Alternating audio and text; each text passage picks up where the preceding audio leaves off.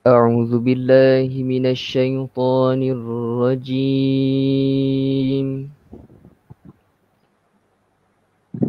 بسم الله الرحمن الرحيم.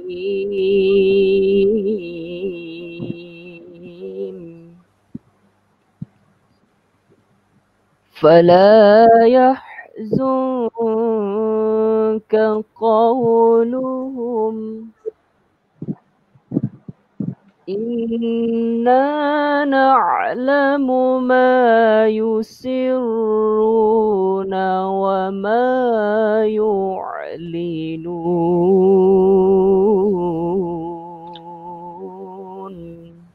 صدق الله العظيم. Alright, bismillahirrahmanirrahim. Assalamualaikum warahmatullahi wabarakatuh. Selamat datang guys untuk episod yang seterusnya dalam TikTok TV International. Saya Zaim Zamri. Saya Halim Zainuddin. Dan insyaAllah kita akan bersama-sama dengan guest kita hari ini. Siapa dia tu, Lim? Okey, baik. Hari ini kita ada seorang tetamu kita yang amat istimewa pada hari ini, international daripada negara jiran, iaitu Salma. Okey, Salma iaitu daripada Indonesia, negara jiran kita. Akan bersama-sama kita berbincangkan tajuk yang amat juga menarik, iaitu insecurity. Baik, kita sedikit sebanyaklah kita nak minta Salma untuk sedikit lagi perkenalkan ta'aruf ataupun ceritakan sedikit latar belakang Salma. Silakan. Okey. Ya, Assalamualaikum warahmatullahi wabarakatuh. Perkenalkan, saya Salma Auriga Azhar, biasa dipanggil Salma. Saya berasal dari Indonesia. Sekarang sedang studi di International Islamic University Malaysia, majoring in tourism planning, third year. Udah. Sekian. Masya Allah, tabarakallah, alhamdulillah. Kita nampak macam singkat ta'aruf ni, tapi kita akan sama-sama dengan Salma dalam sedikit perkongsian daripada Salma dan sedikit untuk kita berkongsilah apa yang kita boleh dapat manfaat daripada Salma. Okey, kita nak mulakan sesi Q&A. Okey, Abang Zaim, macam mana Q&A kita? So basically guys, untuk episod kali ni, lupa nak bagi tahu tajuk apa kali ni, Alim. So tajuk kita hari ni ialah berkaitan dengan millennials and insecurity. Nak katanya hari ni guys memang tak terlepas lah, lagi-lagi bila mana adanya media sosial, ramai orang yang menceritakan saat-saat momen indah dalam kehidupan, dan time itulah kita nak membandingkan dengan diri kita, oh alamak, kenapa aku tak ada kehidupan macam orang lain kan. So perasaan insecurity tu sentiasa ada, betul tak Alim? Betul. So ini yang kita nak cuba bincangkan hari ni, perasaan insecurity dan apa yang tengah dilanda kepada generasi millennial hari ni. Dan Salma insyaAllah akan bawakan kisah tu. So Salma, nak tanyalah mungkin pada Salma dalam soalan yang pertama ni kan. Salma macam mana sendiri? Pernah tak rasa apa-apa insecurity ataupun rasa tak yakin dengan diri? Dan agak-agaknya sebab apa benda tu berlaku dekat diri Salma kalau benda tu terjadi? Okay, kalau ditanya tentang insecurities, of course pernah ya, saya pernah ngalamin insecurities. Contohnya saya cenderung lebih ke overthinking ya. So like I feel worried first before I take action gitu. Jadi itu masalah terbesar yang membuat saya jadi insecure dengan hal-hal yang bahkan belum saya lakukan gitu. Itu udah sejak dari sekolah, mungkin sampai sekarang. Sometimes kalau mau melakukan hal baru gitu, biasanya saya lebih kayak overthinking, terlalu worried. Padahal padahal itu belum dilaksanakan dan itu pasti punya solusi gitu. Gitu. Cuman ya terlalu thinking ya. Jadi macam Salma kata, sebenarnya semua orang ada overthinking. Especially kita remaja ni ada overthinking. Saya ada overthinking, Abang Zaim ada overthinking, tapi dia sebenarnya macam mana kita nak mengawal tu sebenarnya. Tapi apa yang Salma nampak sekarang dekat remaja dekat Indonesia ni, apa keadaan remaja sekarang yang kat Indonesia sendiri? Adakah mereka remaja ni sebenarnya banyak yang tak yakin, banyak yang tak insecure, macam mana dalam kalangan remaja Indonesia? Oke, kalau kalangan remaja Indonesia berarti itu circle-nya di teman-teman saya sendiri ya, karena kan saya juga masih in the middle of tenis gitu. Jadi yang saya lihat adalah kebanyakan remaja di Indonesia itu terlalu memikirkan komentar orang lain.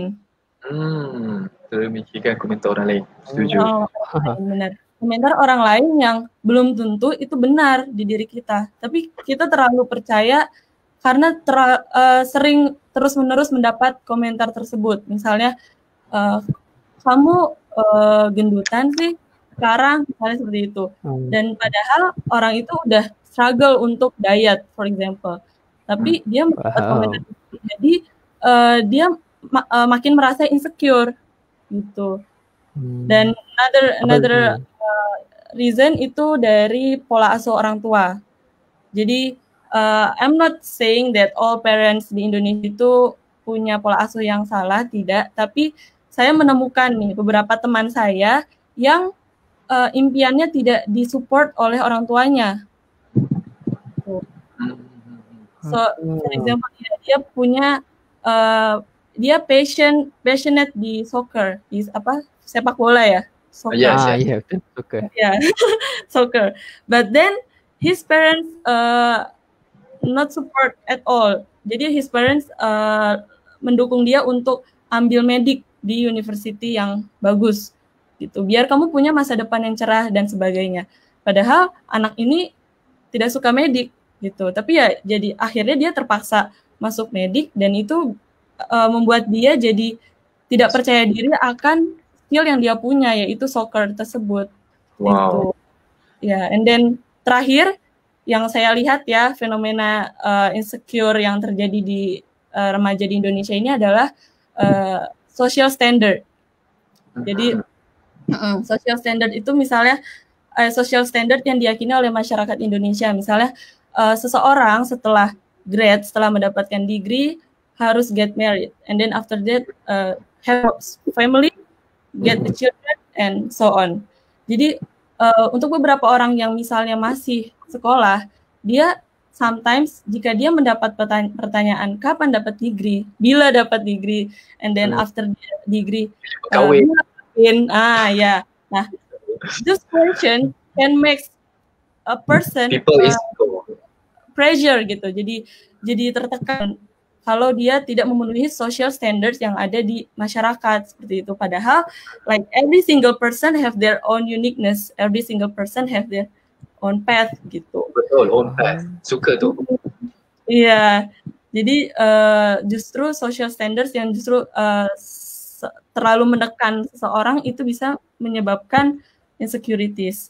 And then the last one, ini yang sering terjadi di perempuan ya, di wanita itu adalah beauty standard. Jadi kita sering mendapat ya beauty standard. Misalnya kalau di Indonesia ini beauty standardnya adalah wanita yang cantik itu harus memiliki kulit yang putih, rambut lurus, badannya ideal seperti itu. Padahal ya tidak harus seperti itu untuk menjadi cantik gitu. Tapi ya itulah fenomenanya, kenyataannya ya itu bisa membuat wanita itu merasa insecure dengan keberadaan fisik yang not fulfilling the beauty standard in society. Itu sih. Sangat menarik tu Salma. Sebab bila Salma kongsi benda tu bukan sekadar berlaku kat Indonesia rasa, tapi dia berlaku dekat mana-mana remaja lah kan. Yeah. So banyak sisi yang Salma ceritakan yang boleh berlakunya insecurity, sama ada dari sudut pelajarannya, sama ada dari sudut path of life-nya, sama ada dari sudut cita-citanya, beauty-nya ataupun physical appearance dan macam-macam lagi dia boleh menyebabkan kita rasa insecure. By the way lah, saja nak bagi tahu Salma dan mungkin penonton yang tengok hari ni, kalau dalam TikTok TV kita ada bincangkan satu episod kali berkaitan dengan antara impian dan hasrat keluarga. Memang perkara ni satu perkara yang realistik berlaku, di mana kita nak pursue satu hobi ataupun passion dalam kehidupan, lepas tu ada masalah kan. So boleh tengok episod tu. Itu je nak cakap. Yang mana ni? Episod body shaming. Body shaming. Alright. Tadi Salma ada cakap yang apa tu? tentang komentar. Kalau bahasa kita kecaman netizen lah. Kecaman netizen tu body shaming, kata dia tak cukup ideal badan dia, tak cukup cantik. Macam tadi Salma cakap betul lah. So siapa yang belum tengok episod tu, tengok sekarang. Ya, dia dekat atas kita ni mana-mana. Boleh tak macam tu? Okay, apa Salma, bila kita cerita berkaitan dengan semua perkara ni kan, the factors that lead to insecurity kan, pada pandangan Salma yang mungkin, yalah Salma macam Halim cakap lah, semua orang mengalami overthinkingnya dengan insecurity, but what are the effects? Apa kesan-kesan yang berlaku dalam kehidupan kita bila berlakunya insecurity yang mungkin Salma pernah rasai ataupun pernah tengok pada orang lain? Okay, kalau efek, sebenarnya insecurity ini bisa menyebabkan 2 efek.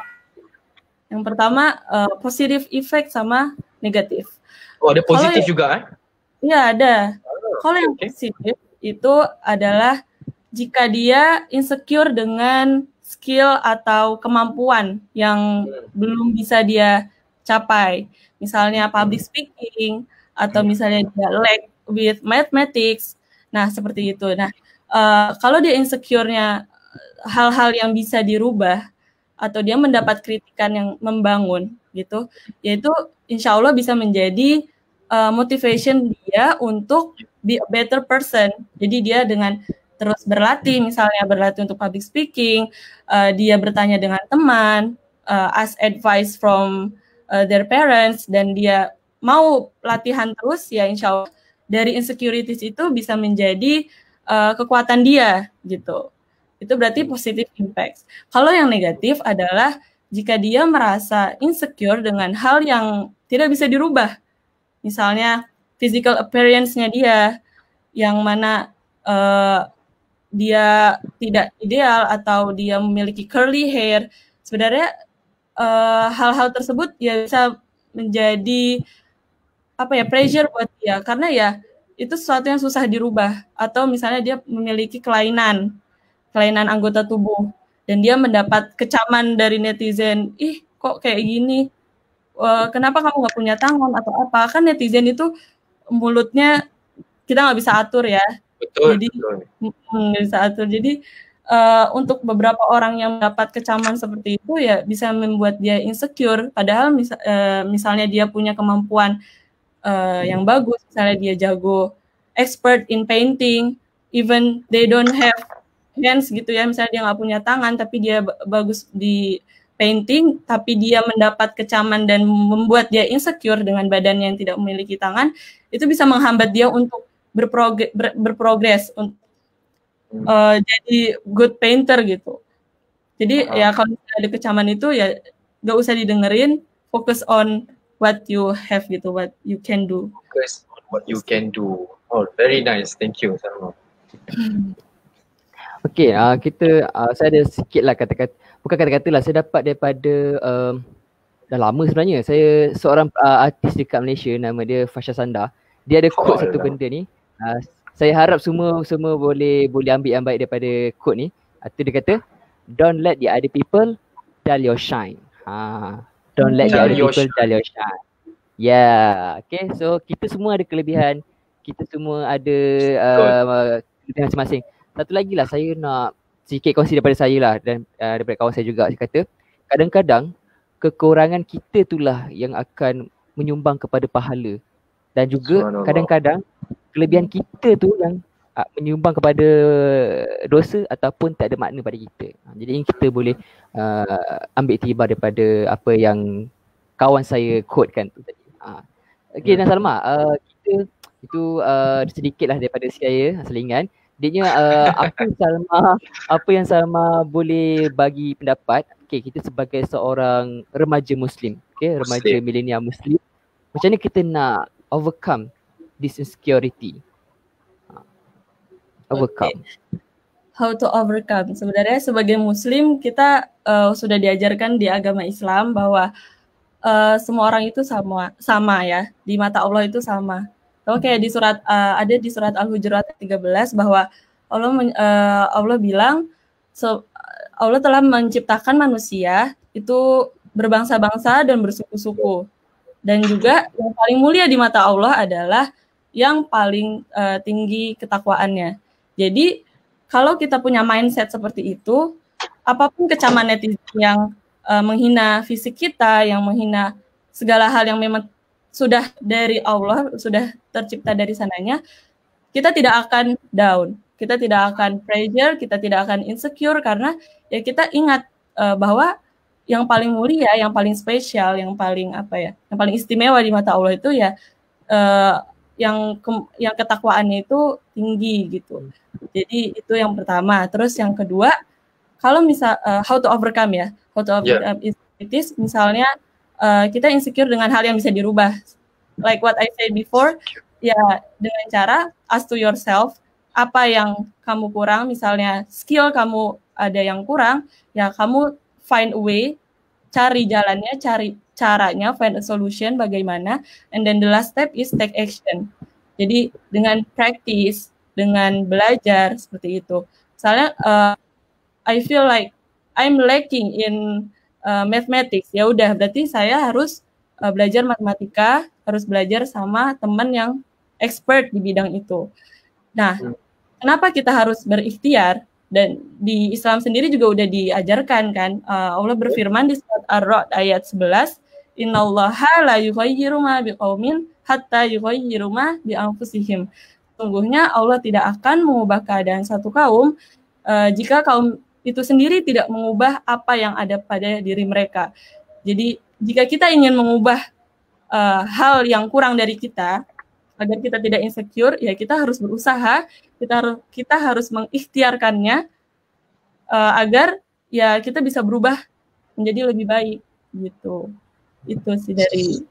Sangat best dengar. Rasa macam dah ada slot untuk apa Quran kata dah, Alim. Betul.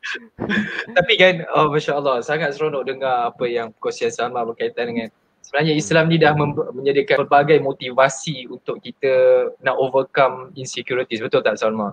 Yeah. And one of the things yang saya belajar daripada Salma hari ni, rupa-rupanya insecurity is not all that bad. Sebenarnya dia ada sisi positif yang manfaat untuk diri kita, untuk kembangkan, untuk improve diri kita tu kan. So very very interesting point. So on that regards, on that remark, Salma, macam mana mungkin dalam pengalaman kehidupan Salma pernah berlaku benda ni, orang mungkin bagi komen, ada orang bagi kritikan terhadap diri kita dan you take it in a positive side to improve. So macam mana nak buat benda tu? Macam mana kita nak jadikan insecurities yang physical ni nampak negatif tapi we turn it into positive side tu? Iya. It's difficult things ya, karena memang pasti kita sebagai manusia sewajarnya jika mendapat kecaman buruk dari orang pasti langsung, aduh saya bener ya, saya nggak bisa masak misalnya, saya emang makanan saya nggak enak dan saya terlalu masin gitu. Nah caranya adalah ya take a breath, berpikir rasional ya, berpikir rasional bahwa oh ini bisa di-improve kok, saya bisa belajar masak dari ibu saya misalnya, saya bisa berlatih terus dan buktikan, show your skill, kalau kamu tuh ya bisa masak, tunjukkan ke mereka bahwa kata-kata yang mereka katakan sebelumnya itu salah. Jadi memang harus ada kekuatan dari diri sendiri sih. Tapi misalnya dari dalam diri kayak I feel pressure gitu dengan kecaman orang yang bilang makanan saya nggak enak misalnya, ya we can curhat lagi bahasanya, cerita ke teman, cerita ke teman, ya curhat agar plong rasanya, agar lega gitu. Nanti teman bisa ngasih feedback dan advice ke kita gitu. It turns become a positive jadi positif gitu. Kita bisa. So the keyword di Salma yang saya perasan is bila berlaku benda tu, how to become insecurity punya feeling tu jadi benda positif is always take that as a rational kind of thinking, not an emotional side of thinking. Kalau kita emotional memang kita akan barang, kita akan sedih, kita rasa macam kita nak aduh betul lah orang kata. Tapi kalau kita take it in a rational kind of way, dia akan jadi benda yang positif. Betul kan macam tu Salma? Yes, exactly. Nice. Thank you Salma. Very good sharing.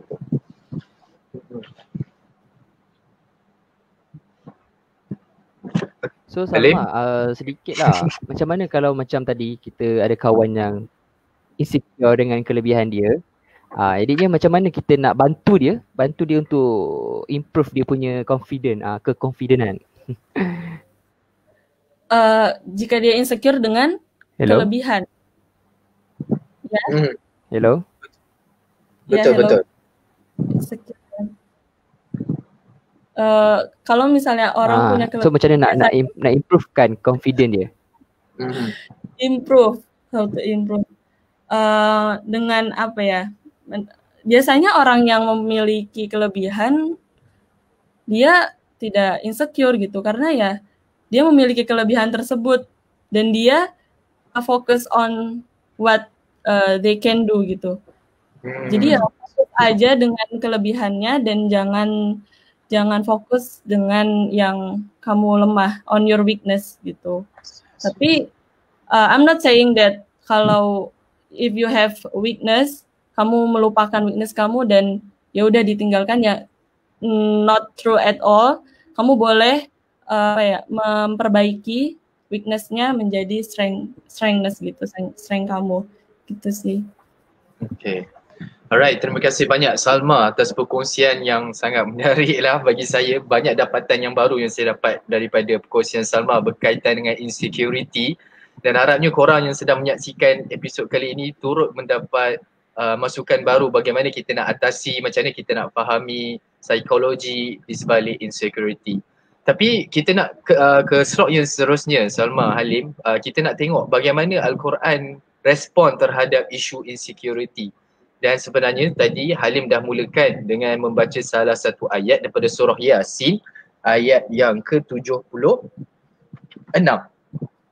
Jom sama-sama kita perhatikan ayat yang ke-76. A'udzubillahi minasyaitonirrajim. Fala yahzunka qawluhum inna na'lamu ma yusirruna wa ma yu'linun. Dan janganlah engkau bersedih, yakni wahai Muhammad, terhadap apa yang orang musyrik itu katakan.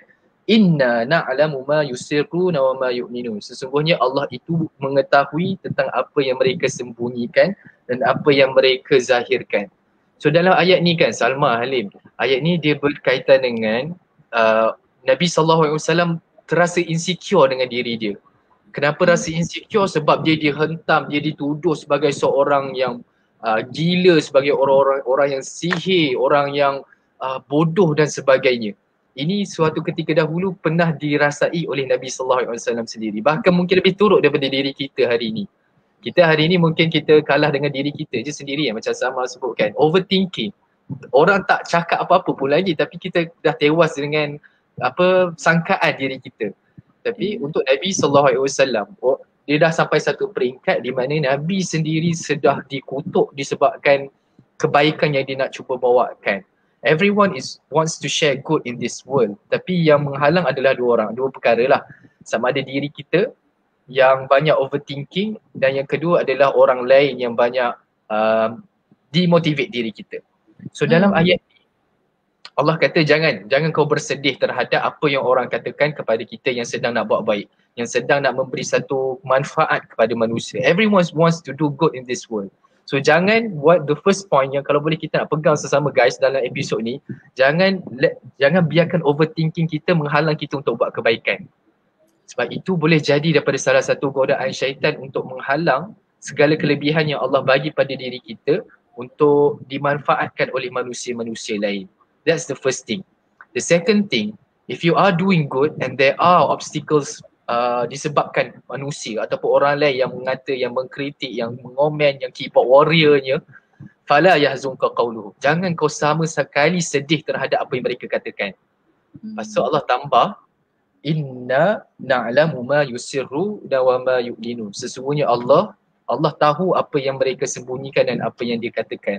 Sebab apa? Kadang-kadang apa yang diorang bagi kritikan tu bukanlah semata-mata untuk nak mencaci kita ataupun nak mengkomen kita, tapi dia memang berhasad dengki dengan kita. Dia jealous dengan apa yang kita sedang buat sebab dia tak boleh buat apa yang kita buat. Itu salah satu perkara. Dan dia rasa macam tak boleh dia bagilah pelbagai kata-kata makian dan kutukan supaya kita tak lagi buat benda yang berfaedah ataupun bermanfaat kepada manusia.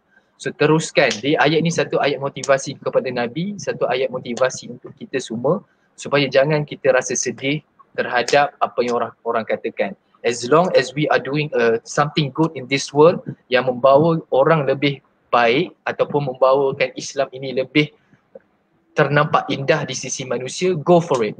Go for it. Dan kalau orang datang untuk menghalang, mengkritik, Allah pesan fala yahzunka qawluhum. Kalau boleh ayat ni kita hafal guys. Hafal dengan kefahaman bahawa Allah tak nak kita bersedih terhadap apa yang orang katakan. Saya sangat tertariklah dengan apa yang Gian dan Salma share tadi kan. Is about kita tak boleh nak atur ataupun kita tak boleh nak kawal apa yang orang buat, apa yang orang katakan. Betul tak Salma? Ya, betul. In the end apa yang kita boleh buat adalah kita boleh kawal diri kita. So anything that happens in our life, take it in the positive side, take it in a rational kind of way supaya everything that comes towards us dalam bentuk yang negatif kita boleh bagi benda yang positif. Ada satu kata-kata yang sangat indah lah, sekiranya orang baling kita dengan batu, kita baling balik dengan buah. Dan katanya orang bagi kita benda yang negatif, kita bagi lagi benda yang baik.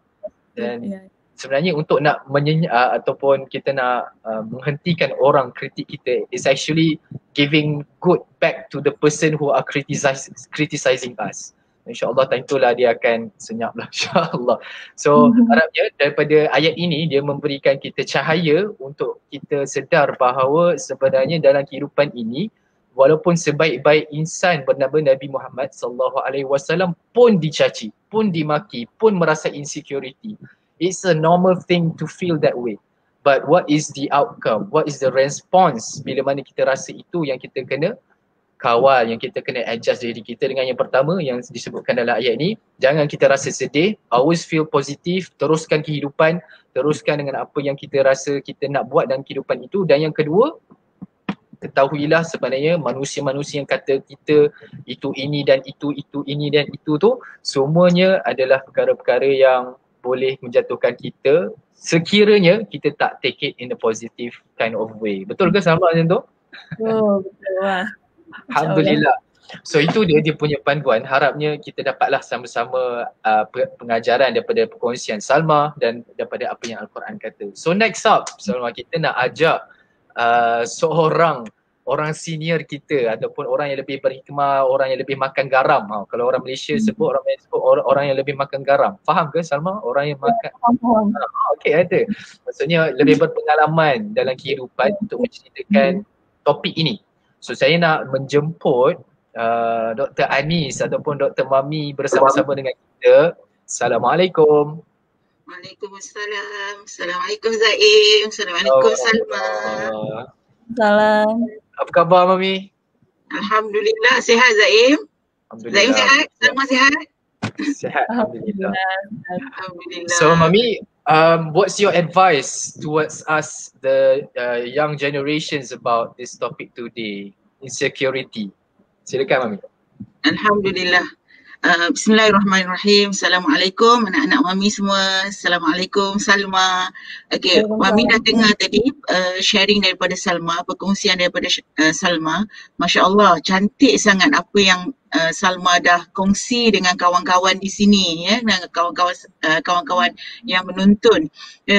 Salma cerita tentang bagaimana sepatutnya kita menutup kalau kita ada kelemahan, kita tukarkan kelemahan tu sebagai jadi kebaikan kita kan, jadi kelebihan kita. Memang kalau kita tengok sebenarnya siapa pun dalam dunia ni tak ada seorang pun yang tak akan merasa sedih, tak akan merasa gelisah kan. Terutamanya macam golongan-golongan remaja milenial sekarang ya. Kalau kita tengok remaja milenial ni sangat cepat dia punya pemikiran dan mereka akan jadi lebih insecure. Macam Salma kata, sentiasa fikir apa orang cakap kan, dan sentiasa kadang-kadang overthinking kan macam Salma cakap tadi. Okey, kalau aku tak buat macam ini, kalau saya tak buat macam ini, apa akan jadi? Kalau saya buat macam ni, apa orang akan kata? Apa ibu bapa akan kata? Itu adalah kita katakan perasaan atau feeling, the normal feeling as a human being. Tapi kita jangan lupa sebenarnya, dan Salma pun dah share tadi, sebenarnya kita bukan nak memuaskan hati orang, kan? Kita lebih kepada nak memuaskan, macam Salma cakap tadi, nak memuaskan Allah, kan? Sebenarnya kita lebih kepada apa-apa pun yang kita buat adalah lillahi ta'ala, ya, untuk Allah. Jadi tak perlulah kita rasa macam, oh, aku ni tak cantik, macam Salma cerita tadi, kalau di Indonesia bila bercakap tentang beauty standard mesti putih, kan? Tapi kalau kita hitam manis pun tetap ada kecantikannya di situ, sebab sebab Allah jadikan manusia ni bermacam-macam, kan? Bermacam warna kulitnya, berbagai bahasanya. Jadi ini semua adalah kelebihan. Ambil itu sebagai kelebihan, sebab kalau kita tak putih pun, kadang-kadang ada orang yang putih dia nak jadi tan, kan? Macam model-model, kan? Jadi kita mesti ingat yang pertamanya, kehidupan di dunia ni sementara je. Ya, kehidupan di dunia adalah sementara dan kehidupan di akhirat adalah yang kekal. Jadi kita tumpukan untuk nak ke sana nanti. Dan yang keduanya, sentiasa bersyukur. Ya, sebab Allah sendiri cakapkan, bila kita sentiasa bersyukur, ya, anak-anak Mami luar sana Salma, ya, Allah akan tambahkan. Lagi banyak kita bersyukur, lagi banyak Allah tambahkan. Dan yang ketiganya, kalau kita tengok tadi macam Salma pun dah beritahu, supaya kita tukarkan kelemahan kita tu kepada kelebihan. Kalau kita tak pandai masak, tak apa, kita boleh belajar. Tapi kalau kita tak pandai masak, kita pandai makan. Kan? Habis kalau orang semua pandai masak, siapa nak makan makanan yang orang masak tu?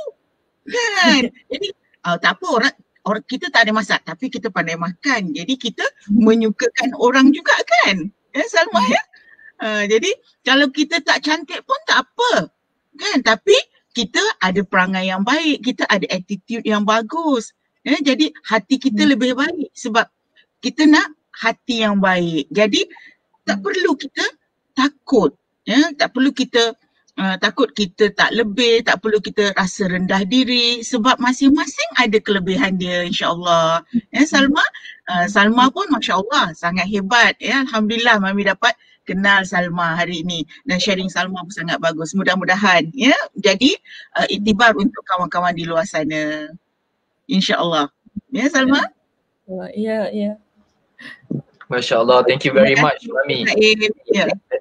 Thank you. Itu adalah nasihat yang banyak menyentuhlah kita dalam generasi muda ni, supaya kita one thing lah yang kalau boleh saya simpulkan daripada Mom's advice kita pada kali ni, live with the expectation of Allah, don't live in the expectation of human being. Yes. Betul. Bila kita terus hidup dalam expectation dengan manusia, nak memuaskan hati semua manusia, memang mustahil. Penat. Kita penat, betul Lim, kita penat. Betul. Teruskan saja dengan kehidupan. Dan juga sering kita lupalah perkara yang paling simple, tapi iaitu apa Mami cakap, iaitu bersyukur. Ramai juga orang kata bersyukur, tapi sebenarnya dia orang lupa sebab la in syakartum la azidannakum inna azabi lasyadid. Jika kamu bersyukur aku tambahkan, dan jika kamu kufur aku akan berikan kamu siksaan yang pedih. Itu bersyukur Q dia. Alhamdulillah, begitulah dia perbincangan. Very fruitful discussion episod kali ni, alhamdulillah. So kita dah nak hampir ke penghujung episod malangnya. So kita nak resolusikan apakah perkara yang kita boleh take home message dia daripada episod kali ini berkaitan dengan insecurity. So yang pertama yang kalau boleh saya simpulkan dari sudut individu, if you are going through a process or an emotion of insecurity, guys, the first thing yang kita boleh belajar daripada Salma, yang the first thing yang kita boleh dapat daripada Quran tadi dengan sharing daripada Mami tadi is always take it in a positive side. Jangan rasa bersedih dan kita teruskan kebaikan yang kita nak buat dekat dunia ni. Selagi itu benda yang baik, maka teruskan. Jangan rasa sedih terhadap apa yang orang nak katakan kepada kita ataupun overthinking yang kita sedang alami. Kita kena beriman dengan corang kata Nike, guys. Just do it. Okay, itu yang pertama. Yang kedua ialah dekat peringkat keluarga kita sendiri. Just do it. Pastikan, yes exactly, just do it.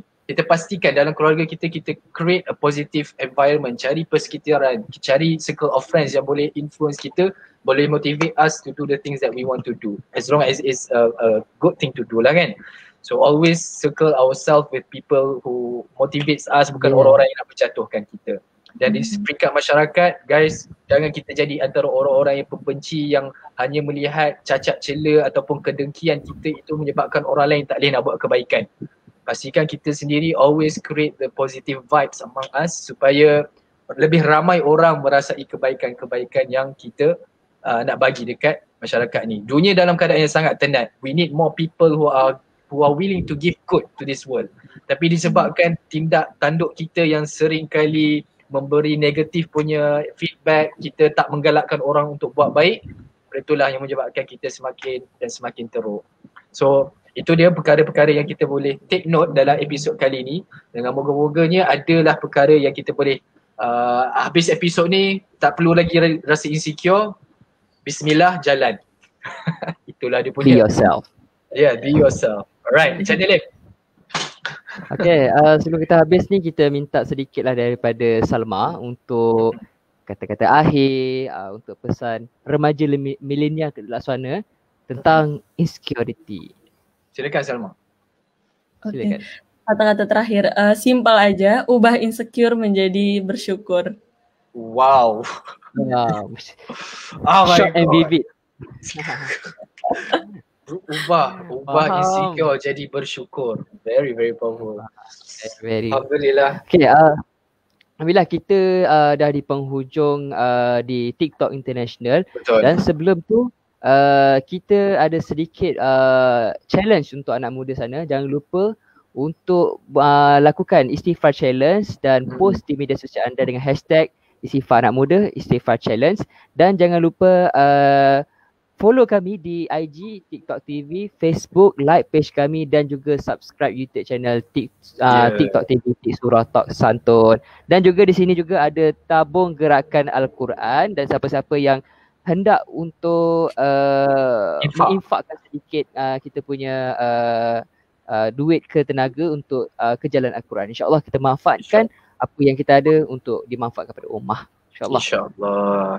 Dengan itu guys, thank you untuk korang yang sudi bersama hingga ke penghujung. Harapnya bermanfaat episod kali ini dan insyaAllah kita jumpa pada episod akan datang dalam TikTok TV International. Saya Zaim Zamri. Saya Halim Zainuddin. InsyaAllah kita jumpa pada masa akan datang. Assalamualaikum.